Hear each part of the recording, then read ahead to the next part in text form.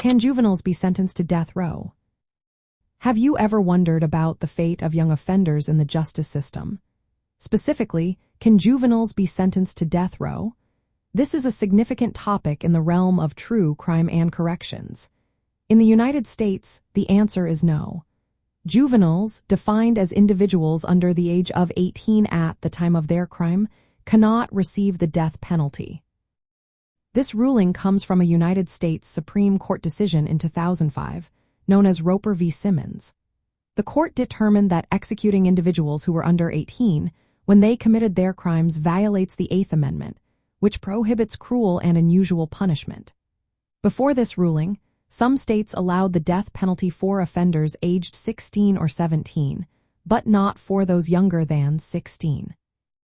The decision was influenced by scientific research showing that juveniles have less mature brains, especially in areas related to judgment and impulse control. This means they are often less culpable than adults for their actions. Additionally, there was a growing consensus across the nation against executing juveniles. Many states had already moved to exempt young offenders from capital punishment. Before the Roper decision, 22 juvenile offenders had been executed in the United States since 1976, primarily in states like Texas, Virginia, and Oklahoma. However, as understanding of adolescent development evolved, the legal system began to recognize that juveniles have a greater potential for rehabilitation.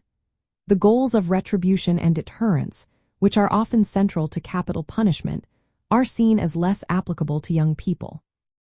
From a true crime and criminology perspective, the prohibition against the juvenile death penalty highlights the differences between juvenile and adult offenders.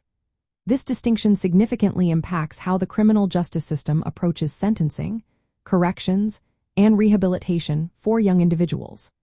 Instead of facing the death penalty, juveniles convicted of serious crimes may receive life sentences, sometimes without the possibility of parole. However, recent legal decisions have also limited life without parole sentences for juveniles, focusing more on rehabilitation rather than permanent incarceration. In the context of death row and prison systems, juveniles are no longer placed on death row due to these legal protections.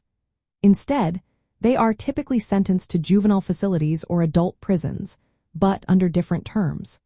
This reflects their unique status under the law and the evolving standards of justice for young offenders. Understanding these changes is essential as society continues to navigate the complexities of juvenile justice.